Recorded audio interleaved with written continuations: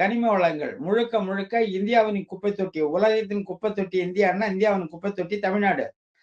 2 கட்சியுமே கையூடு வாங்கிக்கின்னு பன்னாட்டு குழுமங்களை இங்க வந்து உள்ள விட்டுட்டாங்க.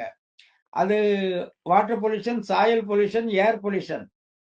இந்த காற்று மாசு, நில மாசு, நீர் மாசு 3 மாசுகளையும் உருவாக்கக்கூடிய ஆலைகள் எல்லாம் இங்க கொட்டிட்டு உடனே கேட்பானோ தொழிற்சாலை இல்லாம எப்படி வளர்ச்சி வரும்னு. அதை தான் நாங்க சொல்றோம். தொழிற்சாலைங்கிறது தற்சார்பு பொருளாதார தொழிற்சாலை இருக்கணுங்கிறோம்.